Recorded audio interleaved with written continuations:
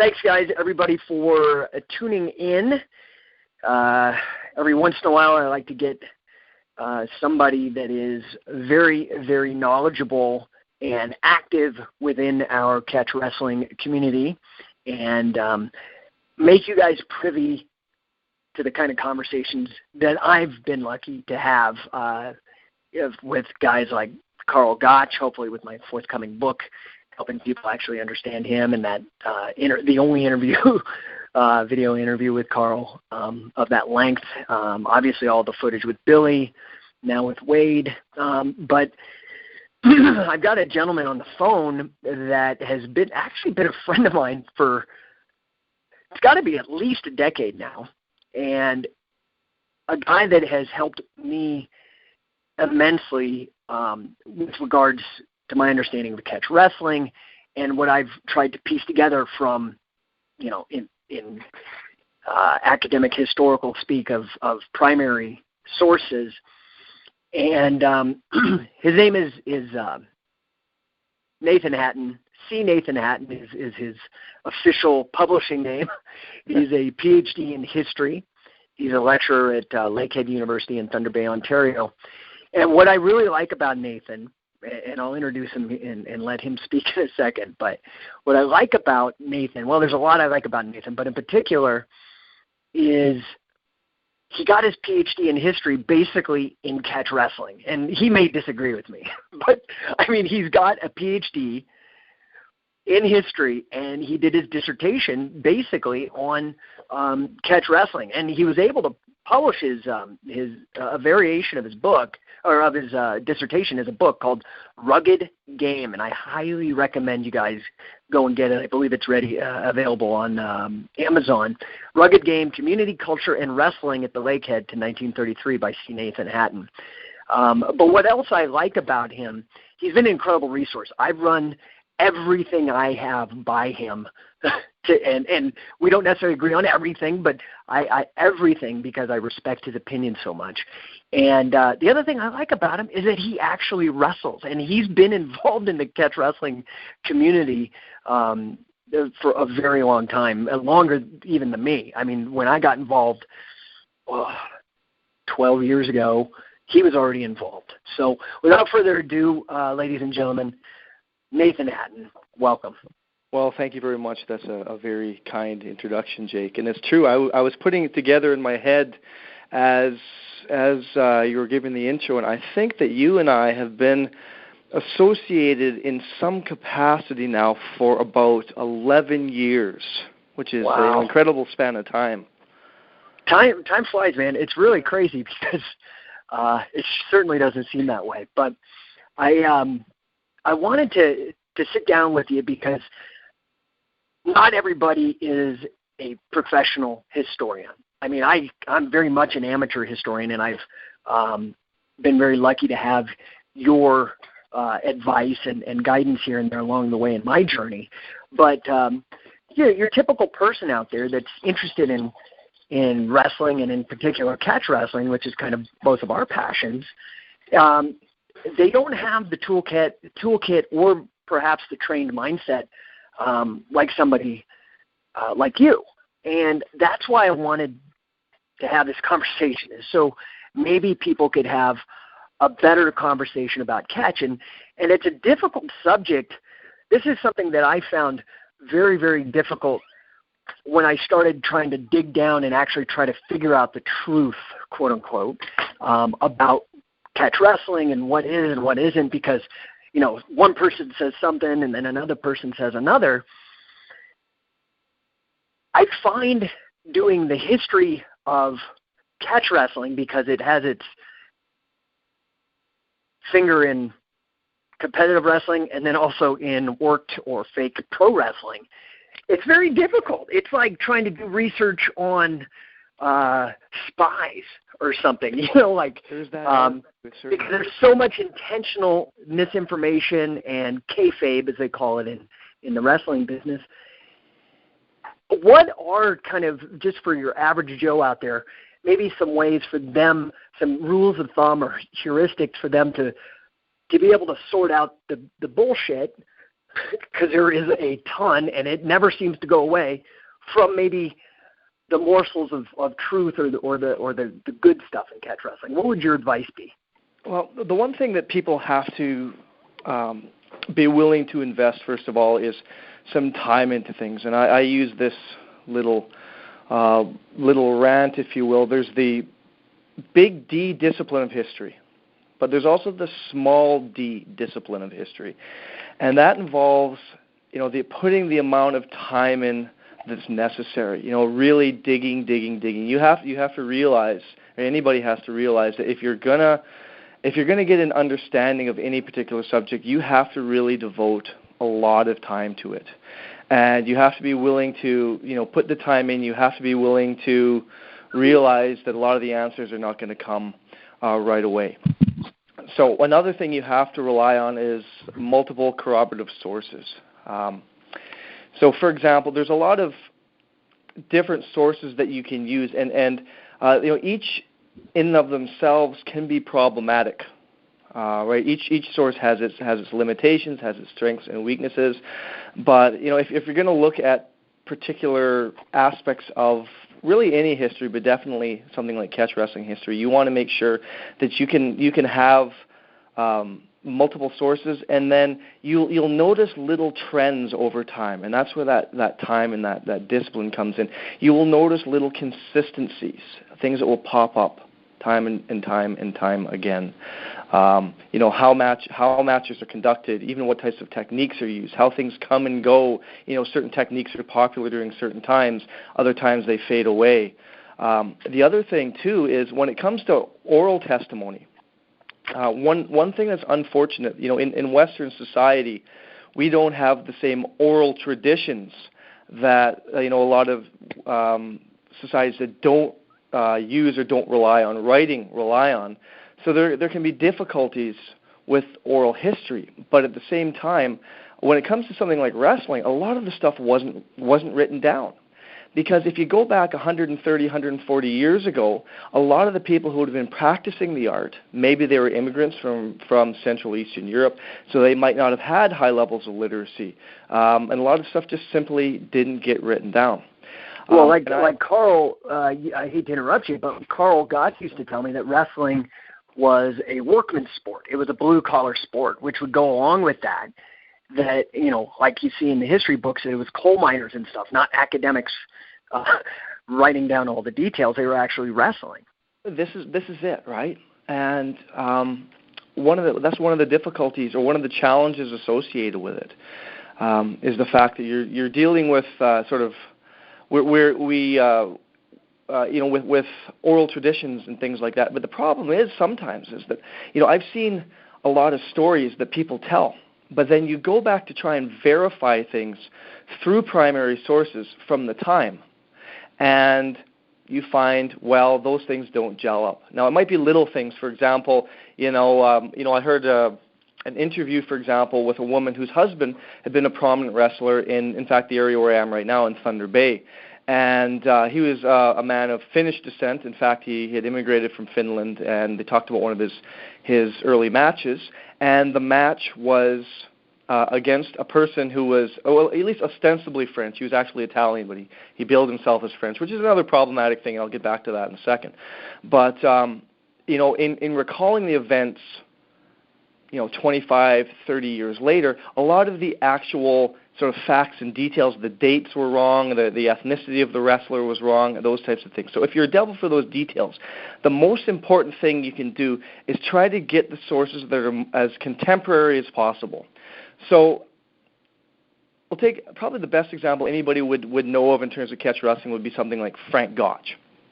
Okay, so Frank Gotch, a story that developed when he was still in his career, and it was passed on for many, many generations. It was about his trip to the Klondike and how he'd wrestled Silas Archer for the championship of the Klondike and all these types of things. So these types of things were picked up again by secondary sources, and then it was sort of a game of telephone. And a lot of these stories continued on. But what we actually find is that some of those reminiscences on the Klondike and Frank Gotch's trip to the Klondike were not correct. So what was actually done by historians like Bill Taylor who I did a little write-up on his unfortunate passing a number of years ago for your website. But he went back to the original stuff and, the Klondike newspapers from the time to actually unearth what was going on there. And a lot of what happened wasn't the story that was later told, because a lot of professional wrestling is about entertainment and about, promoting yourself, and that doesn't necessarily gel with a purely accurate understanding. So my next piece of advice is go back as close chronologically to the original time period as you can when you're researching that particular topic. So those are a few little things. Newspapers are important to use, but newspapers are not the only source, because newspapers are commercial documents. They were intended, to sell. So you have to use newspapers, certainly, because the reality is when it comes to actual matches, that's a lot of our source material comes from there. But try to back it up with as many things as you can, and use your judgment to see these trends through time. And the thing with newspapers that I find frustrating, if you talk to the guys that were actually wrestling, and in particular carnival wrestlers, a lot of it's a wink and a nod. It's this kayfabe, and the journalists didn't know that there was, the fix, or it was a worked match or whatever. So it's frustrating sometimes, because you read the newspaper clippings and you're like, well, is this fake or is this real? And you can't really tell, because it didn't really become kind of broad public knowledge, like how wrestling is just accepted as a show and fake, or not making light of the bumps and bruises or the risks these athletes take, but that it's not a competitive match.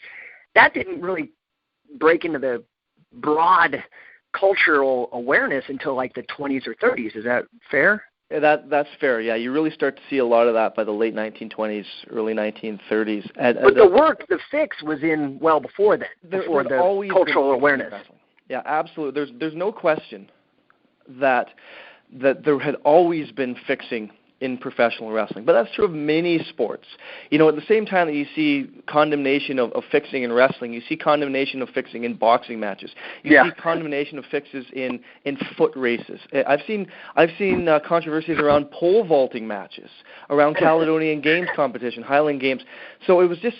And sometimes there were accusations that would be leveled when there probably wasn't anything being fixed. And that had a lot to do with the image of the dirty professional. And that's another point that I want to mention, is that to understand something like wrestling history, you can't look at it myopically. You have to understand it within the context of the periods in which it's occurring. So I also encourage people to read broadly on those time frames. So if you're studying, for example, American wrestling in the 1880s, well, try to get a better understanding of what American culture was like. Try to get a better understanding of what the American entertainment scene was like, what the American sporting scene was like, what the values were attached to sport, what the criticism were attached to sports, how people traveled around, even understand the technology associated with wrestling. So we can't, if we want to get an understanding of wrestling, we have to go beyond just looking at wrestling itself and understanding the bigger social context where that sport took place. Well, and that kind of brings me to a couple of interesting things that you and I have had conversations, and I find them fascinating. I don't know if anybody listening will find it fascinating, but in my research, you were talking about documenting stuff and writing things down, and then oral traditions. My research. Obviously, the first documented catch wrestling rules match happened in the Lancashire County of England, in the 1800s. And the thing that's interesting is that most of the wrestlers that were active, the blue-collar guys that we spoke of earlier, the coal miners and whatnot in the north of England, were Irish.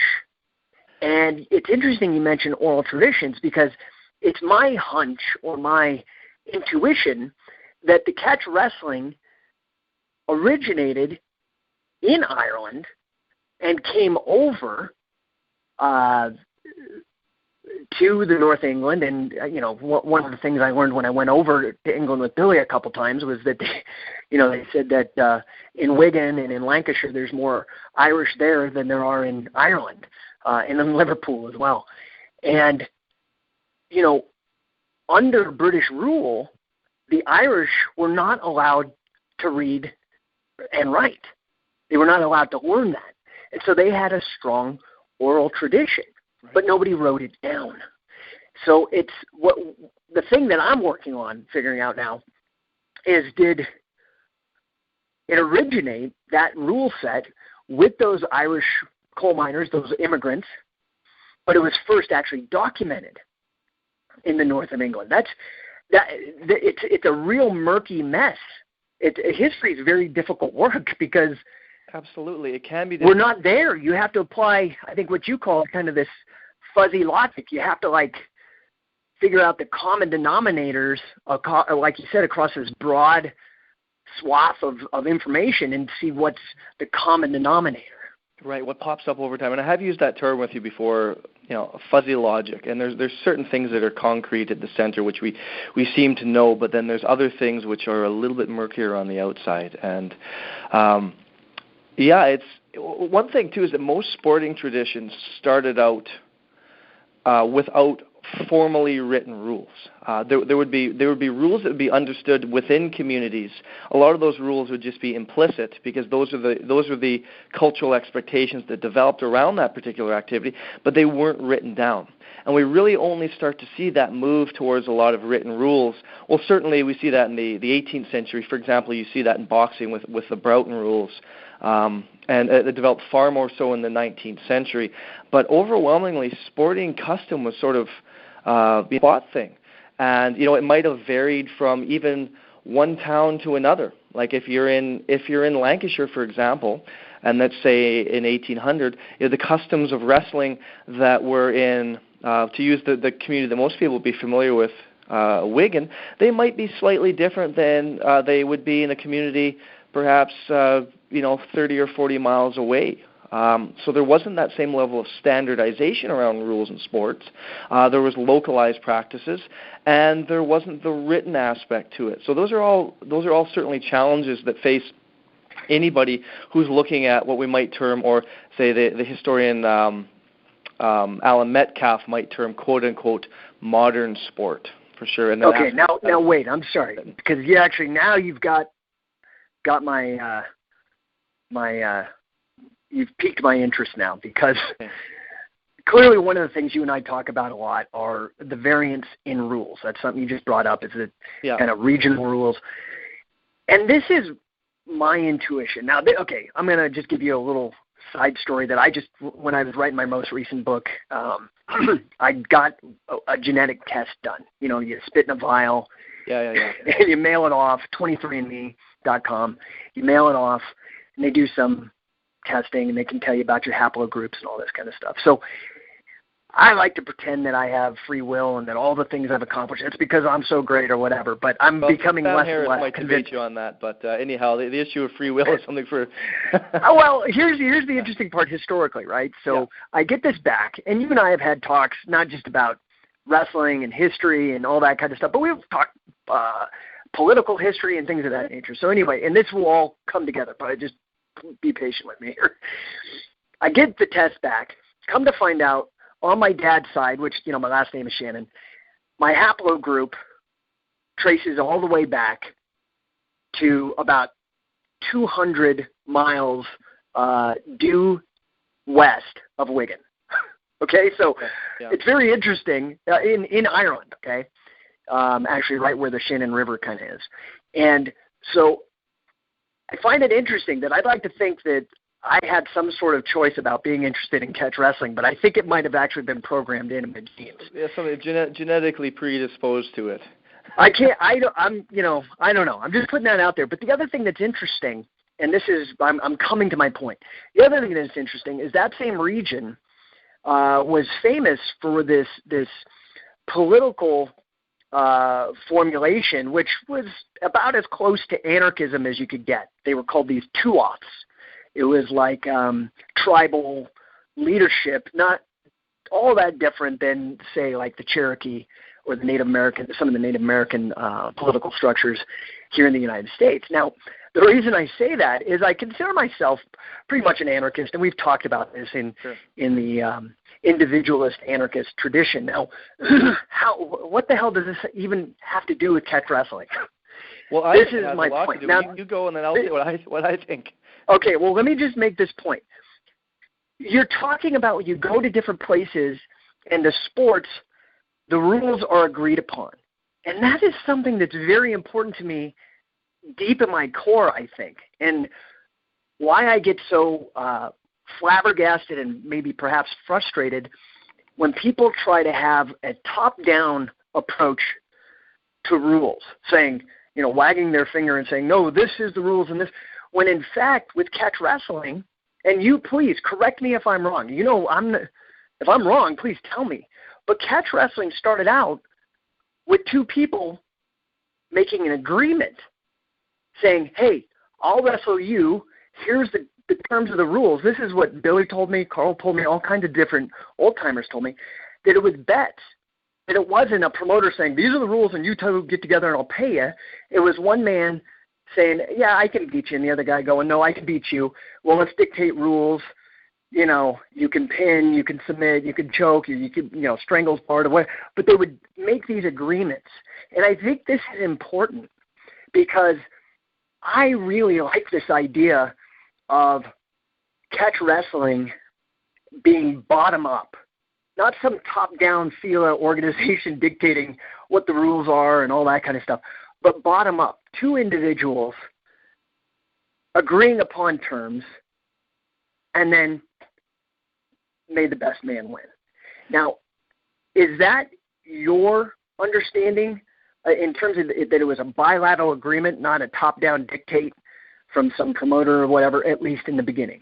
Well, speaking from a historical standpoint, that's essentially the way it was. Yes, because we're working, for example, in the 19th century with a system where we didn't have these written rule sets, although they were commonly accepted customs. So yeah, a wrestler would come together and with another wrestler, and they would agree on terms. So one of the first things they would agree on, and you mentioned betting, would be the wager.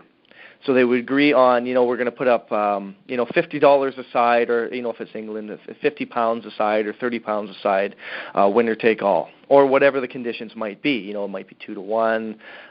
So you would have the conditions around betting because a lot of this was associated with money. You would also perhaps set a time limit. Sometimes there would be conditions around a person's weight. They had to be at a particular weight on that particular day. There would be conditions around the falls. So sometimes there would be handicap matches. And handicap matches would certainly encourage gambling as well, because if it was known that a wrestler could beat a certain guy, well, why are you going to bet on him if it's just a 2 out of 3 falls match or something like that? So they would have handicaps. You have to get 3 falls in an hour or 5 falls in an hour, or maybe you had to, maybe beat sometimes 2 men in an hour or throw 3 men in an hour, whatever the case may be. So yeah, it really depended upon the individual circumstances around the match. And in fact, when we do have records of these events, there's a lot of talk in the public. There's a lot of interest around the conditions of the matches themselves. So we'll have stories, and a lot of matches were associated with hotels or associated with pubs or taverns or things like that, and wrestlers would hitch their name to a particular tavern, or perhaps the tavern would hitch their name to that wrestler. And then, 2 groups of wrestlers, so you've got the wrestlers themselves and their cohorts, they would come together, maybe get together at that pub, and they would sign the conditions for that match, or they would hammer out the conditions for that match. Also, they'd have to agree on a referee. So yeah, very much a lot of that was on the onus. A lot of the onus was on the individuals participating in the sport themselves.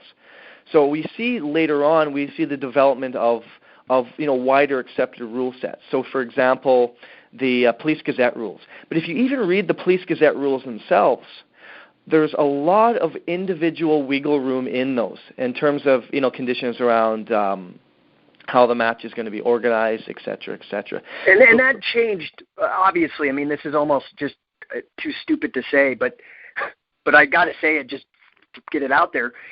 The rules changed over time, right? Absolutely.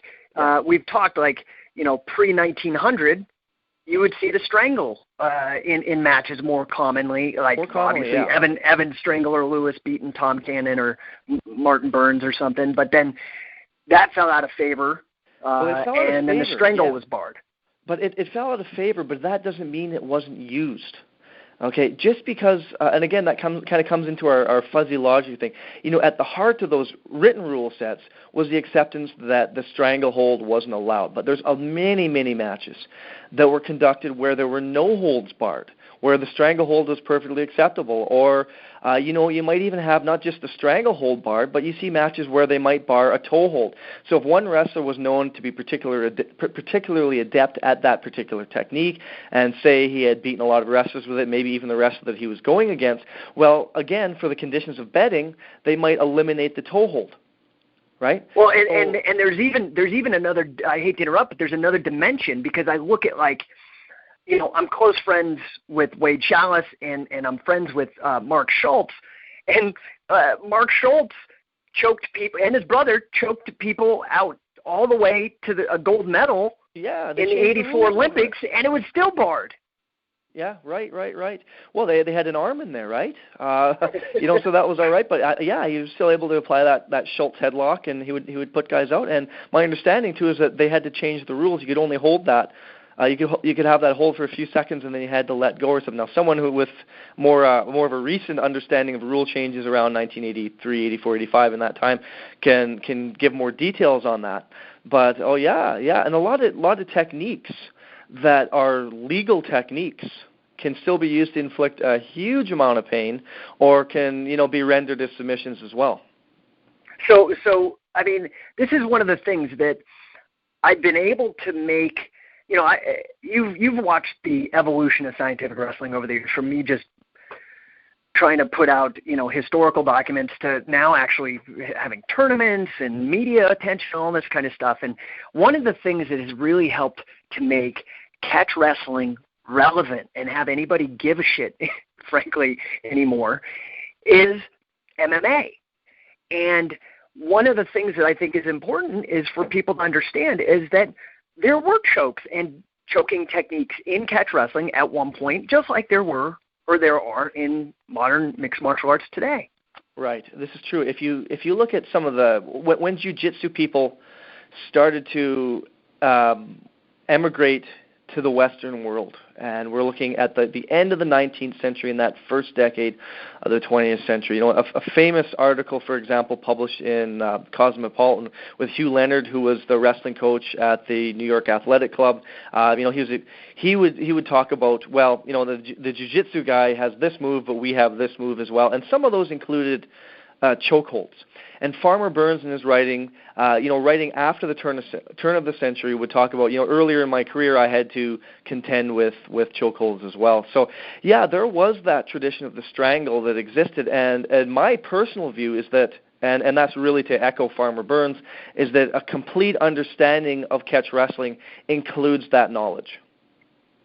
Well, and the funny thing is right, like a rose by any other name still smells as sweet.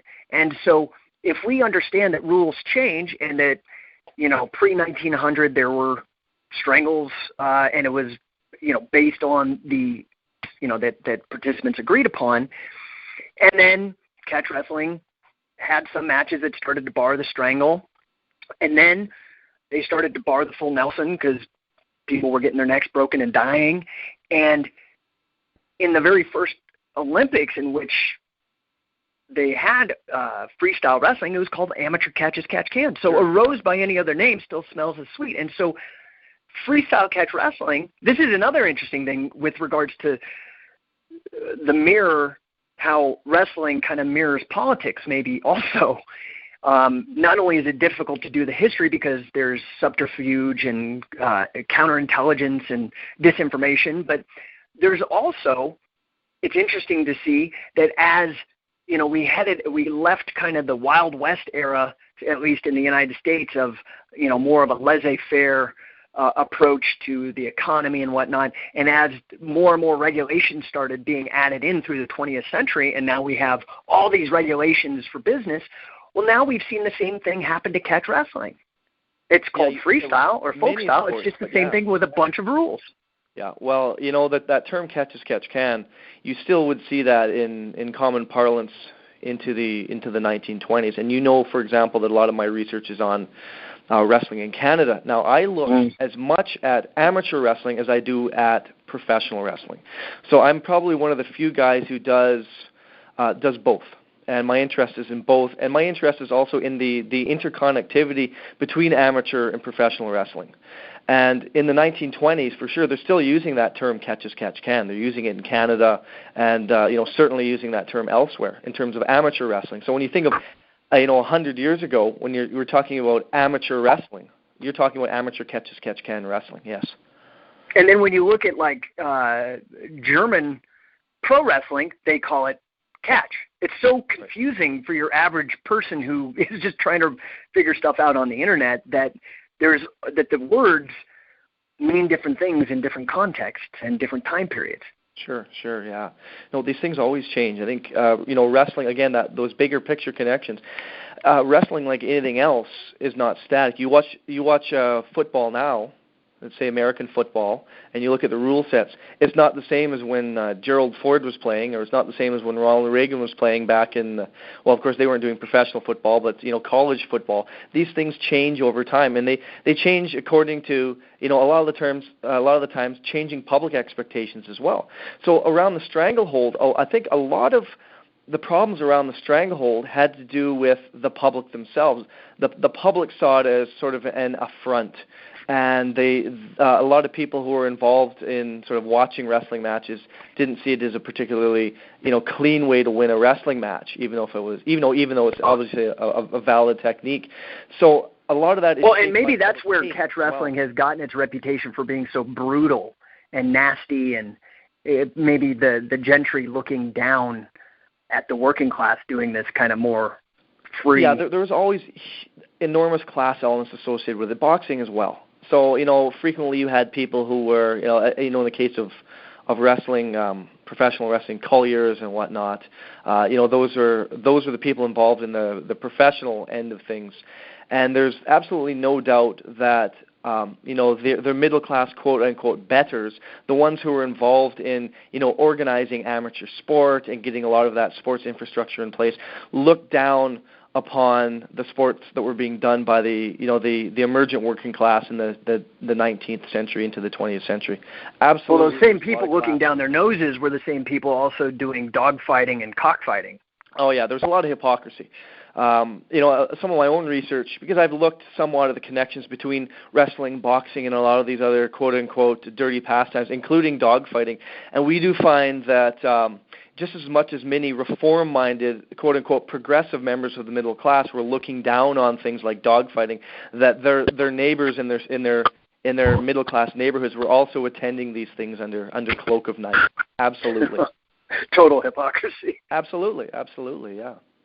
So, I love talking to you because you really have such a deep understanding of all this stuff, and, your average person who's into wrestling doesn't go as deep as you. And so for me, as a guy who's just kind of a nerd about it, it's really fun to talk to you, because one of the things also we were talking about rule variants and then, my interest in researching the Irish connection, that there was actually an Irish collar and elbow, a rule variant that allowed for ground wrestling, for down wrestling. Yeah, there was various rules on collar and elbow. It was how many pinpoints. Would you have to put 3 pinpoints down or whatever it may be? So yeah, there was variations there too. So there was there would be matches in collar and elbow where you just throw the man to the ground, but there'd also be matches where you'd throw them to the ground and the struggle would continue there. Sure. And you were telling me a story about this Japanese wrestler Miyake or something and Jack Taylor. Oh, Taro Miyake, sure, yeah. So I found that fascinating. Maybe you could share just a little bit of regale a little bit of the history. Well, those guys wrestled quite a bit. Now, Taro Miyake was, of that early generation of Japanese wrestlers who made inroads in the West, and he arrived first in Britain. And in fact, he put out an instructional text, which you can still get today, and you'll see in many ways it's remarkably similar to Brazilian Jiu-Jitsu. And it's certainly not trying to sell the idea of Oriental mystery or anything like that. It's a very practical text. But later on, he came to North America, and yeah, he wrestled Jack Taylor. Now, Jack Taylor, if people don't know who he was, he's really one of Canada's first homegrown heavyweight wrestlers. And in terms of pedigree, you don't get much better than Jack Taylor because he was a student, first of all, of Clarence Eklund, because Clarence Eklund, much of his early career was wrestled out of Moose Jaw, Saskatchewan. And it was there that he met Jack Taylor. Now, they're both born in the same year, 1887. Jack Taylor's a little bit older, born January 6th. But he started wrestling, first of all, training under his tutelage, and then he went to the farmer. So by 1913, you see that Jack Taylor's training with Farmer Burns. So he wrestled. So he trained with Eklund and Farmer Burns. He trained with, he first trained with Eklund, and then he trained with Farmer Burns. So he trained with both of them. So, yeah, he had some heavy pedigree, and he would go back periodically to train with Burns. And, of course, in the meantime, he'd be wrestling all sorts of matches, But Jack Taylor probably wrestled more wrestler versus jiu-jitsu matches than almost anybody. And one of his perennial opponents, beginning in the United States, they wrestled, and then you see them wrestling again in Vancouver, and then in Winnipeg by 1923. One of his perennial opponents was Taro Miyake. And they wrestled one another in mixed matches, so jiu-jitsu versus catch-as-catch-can wrestling, and they wrestled in straight jiu-jitsu. And Jack Taylor, acquitted himself very well even in the jiu-jitsu matches. So a lot of these guys, these catch wrestlers, because this was a relatively small world, they also had knowledge of jiu-jitsu, and that included jacket jiu-jitsu, and Jack Taylor is a perfect example of that. So there was a lot of knowledge that was circulating. And of course we probably all, and the people who are listening to this, they all know about Count Koma, Issei Maeda. And of course Issei Maeda spent a huge amount of time in the West, and he was in the mix with catch wrestlers as well. So there's that aspect to it as well. But yeah, Jack Taylor was an incredible guy in terms of wrestling these mixed matches, and it wasn't just against Miyake, but it was against a bunch of different guys as well. So yeah, he's remarkable. I find it real fascinating that time period, it seems to be that same rivalry between jiu-jitsu and catch-as-catch-can wrestling, and that seems almost perennial, I get a kick out of it right now because I kind of suspect that that's what Metamoris is trying to do, because they had their jiu-jitsu versus catch wrestling match in the last one with Lister and Barnett. Now, they kind of seem to be picking that up in some aspects with Sakuraba and his catch lineage, and facing Renzo Gracie. Of course, they already have history together, and of course, Sakuraba's reputation as the Gracie killer. But my subtle impression is that this is being picked up again, 110 years after the first catch jiu-jitsu rivalry started to, gain speed here in the Western world. Yeah.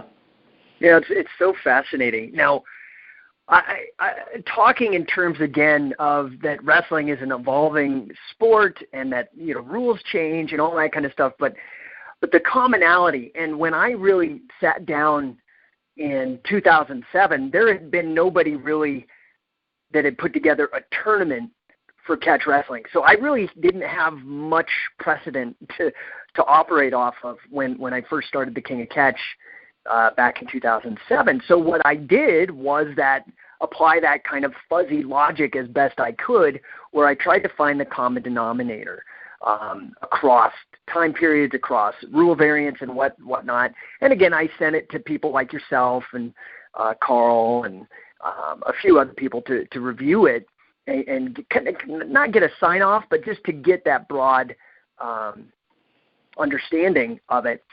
And what I find interesting when you apply that fuzzy logic, and you and I have talked about this because, I worked as a statistician, and you have access to SPSS and all this kind of stuff. Sure. The common denominator, if you were to crunch things statistically, is obviously the pin. Bingo. The pin is the thing. I mean, is that fair to say that? Yeah, absolutely. Pinning is, because Billy insisted on it. Like nobody knew really who Billy was until I first started trying to get his name out there or whatever. And all these people would come and they're like, oh, the pin. And Billy would be insisting, like, the pin is important. You have to do the pin. And that really also impressed on me why I brought in Wade Chalice, King of pinning. Arguably the greatest pinner, like, going back to Egypt, that's documented. We get all excited about Rickson Gracie's 400 fight record or whatever that's non-verifiable, and yet we can look at Wade and his is actually documented, and not just in wrestling, but sambo and judo. Anyway, the pin is absolutely crucial, and is just, I don't think that catch wrestling centers around pinning. Is that fair to say? You say you don't or do? Absolutely. No, absolutely. I think that it absolutely does. That the pin is the thing.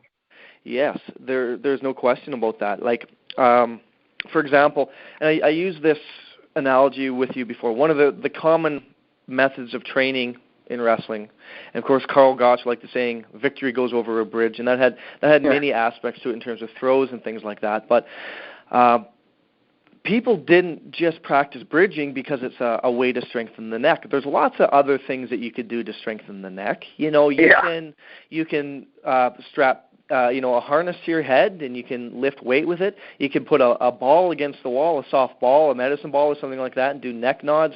You can have partner-assisted movements, isometric exercises, and all sorts of things to strengthen the neck. But why do people do bridging?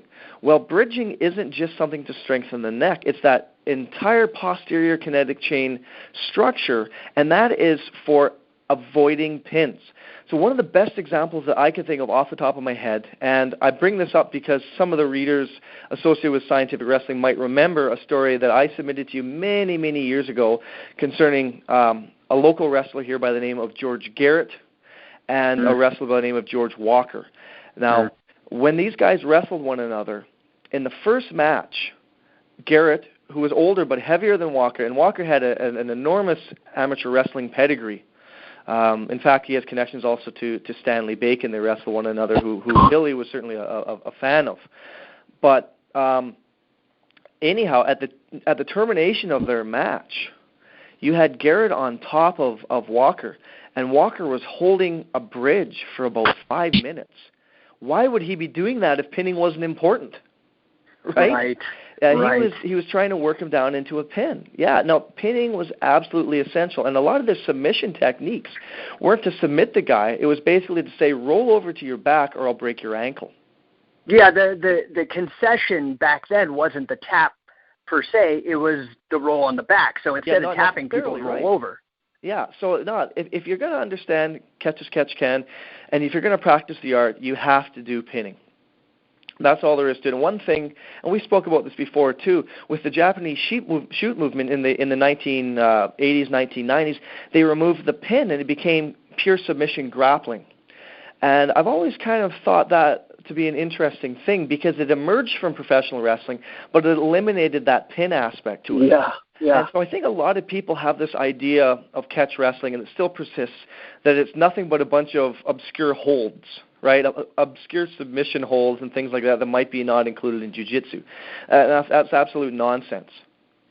Well, and I think when you actually train with the pin in mind, it changes your wrestling. And I think people look at Sakuraba, and what they don't understand is that he was a student of Sosahara. Yeah, he was the Olympic wrestling guy for years before then he got the submission stuff from Billy in UWFI. Right.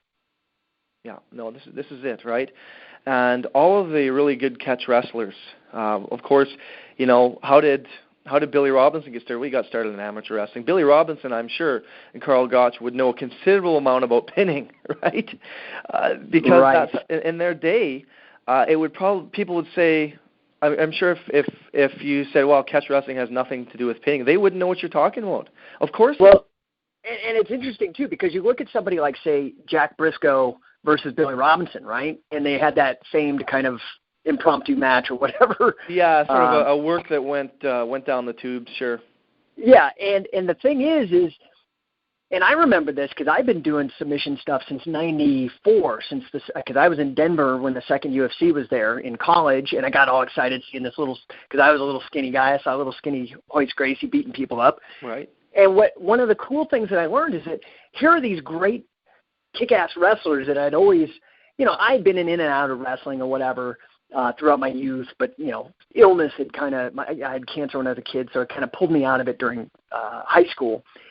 And so I always had this respect for these wrestlers, but I hadn't really, because I was ill and sickly, hadn't really been able to go to practice and stuff. So when Jiu-Jitsu came around, I was so excited. And here I am, these guys who are way better wrestlers than me, just because I knew a couple submissions, I'm beating them on that game.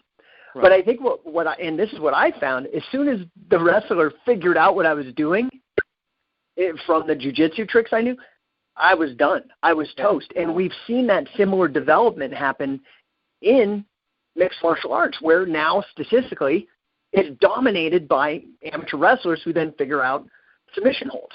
Yeah, they figure out the tricks, and even if they don't know how to apply those holds themselves with any grace, they certainly develop that awareness around it. First of all, to avoid, and then as we move down the chain to actually countering the holds themselves and escaping and things like that. Yeah, that's true. But that's what I love about your work in particular, is that not only are you like a kick-ass historian, I mean a PhD. I don't know anybody else really who has a PhD that did their dissertation in catch wrestling. I feel so blessed as well. Sure, yeah. I feel blessed to know you. But on top of that, you actually wrestle. You do jiu-jitsu, you do judo, you do wrestling. And so this is one of my problems with people that maybe first have only been doing wrestling for like a couple of years or something, or that have never done it, and they try to present the stories and the histories of wrestling. But there's a lot of information that comes where you can inform your history by actually practicing the sport and understanding what these people went through. Yeah, there's no connection. I guess there's different philosophies on history, and you can be the historian from the armchair, or maybe be the historian from the trenches. And I don't pretend to be a great or really even a good wrestler, or maybe even a mediocre wrestler, but I do. I'm involved in wrestling. I'm coaching a bit of high school wrestling now. I'm heavily involved in Brazilian Jiu-Jitsu. And I've been involved in it in physical terms for many, many years. Brazilian Jiu-Jitsu, starting out casually as far back as a little bit after you started, about 1995 or so. But I've got some continuous training for the last almost 20 years.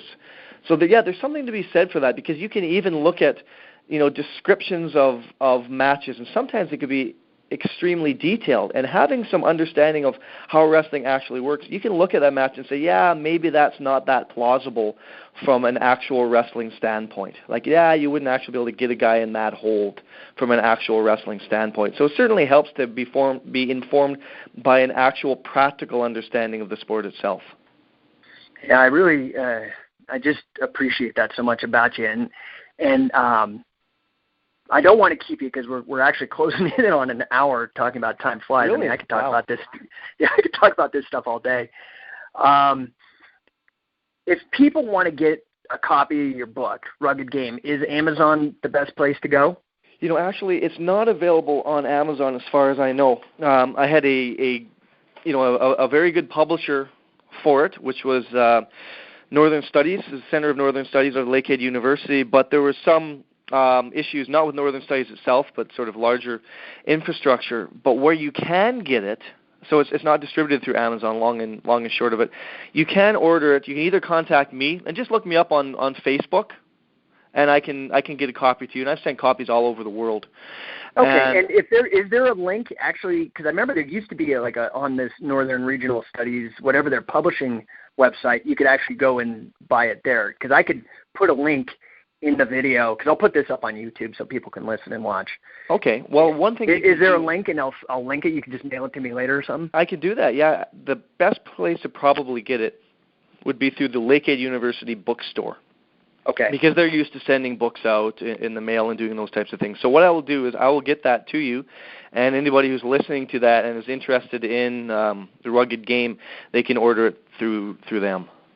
Man, I always have appreciated our conversations. You've really helped my understanding in a lot of ways, and I hope that I've been some assistance to you in your studies. Assistance to me. There's no question about that whatsoever. I mean, you and I have had a really good working relationship in some ways. Not only just exchanging an email here and there, but we've actually in some small measure collaborated on a few projects and things like that. And that's always been a pleasure.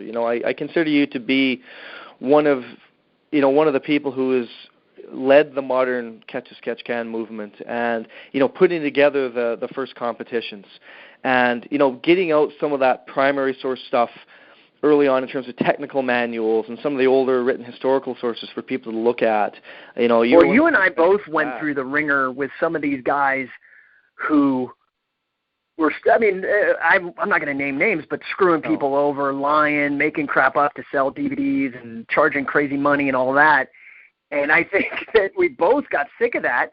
Yeah. I'm like you. I've never, ever, ever tried to be any kind of catch wrestling guru or anything like that. All I've ever done is try to say, I'm a bit of a nerd. I got a math degree. I know how to do a little bit of research, and I actually get out and wrestle, and I want to search and stuff.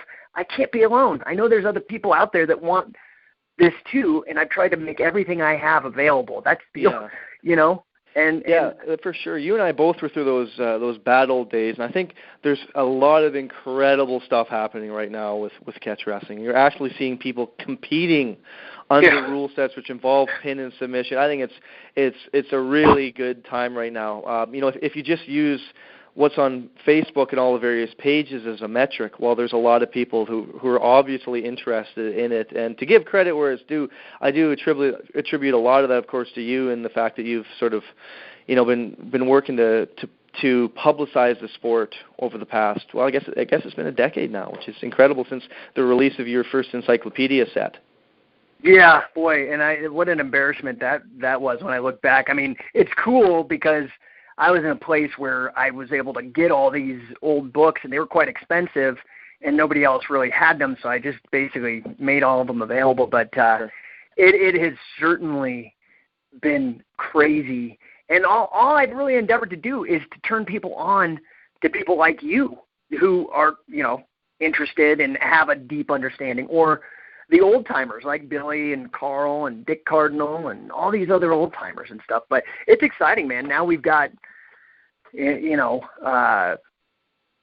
Scott down in the South, who's one of Billy Robinson's students.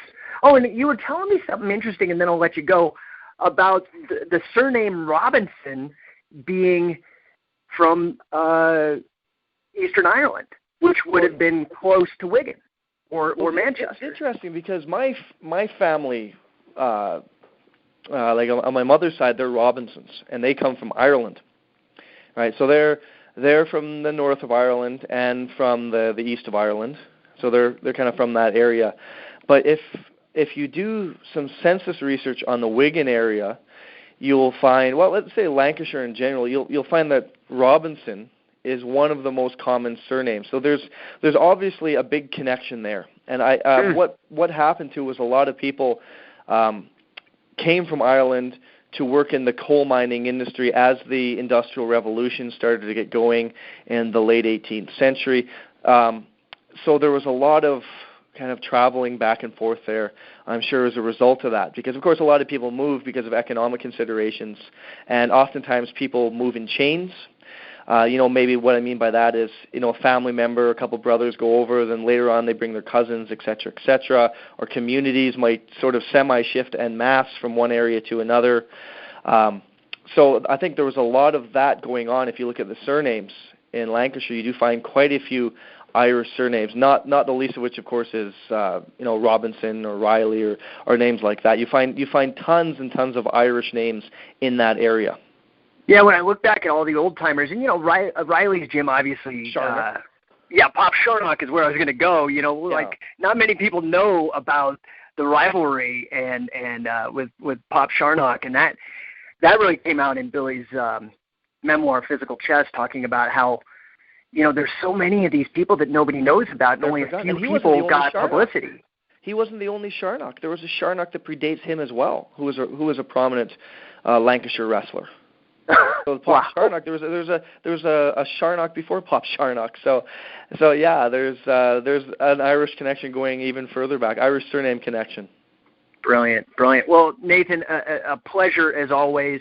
Guys, pick up Rugged Game. It's really great. And friend Nathan on Facebook. I mean, the guy is he really knows what's going on, and he's one of the guys kind of he needs more attention because he really knows what he's talking about. He's not new to the game. He's not kind of a neophyte. He really has a deep grasp of what's going on. Nathan, thank you again for your time, my friend. Well, it's been a pleasure. Maybe we'll do this again. That would be great. Yeah. I think we'll have to see what kind of response we get. I mean, I know there have to be other people that are as nerdy about the history as you and me. Yeah, I mean, this is the type of thing where, I wake up in the morning and I'm thinking about wrestling or Brazilian Jiu-Jitsu or whatever it may be, the history of the sports, and I go to bed thinking about it. So I don't mind entertaining, extended conversations and things like that. And believe me, it's no skin off my back because it's something that I love. It's something that I really live as well. So absolutely. Awesome. Hey, I really appreciate your time. Yeah, well, it's my pleasure, and thank you very much for talking to me as well. Okay, guys, check out Nathan Hatton. See Nathan Hatton at it's Rugged Game is the name of the book. Thanks again, Nathan. I'll talk to you soon. Talk to you soon.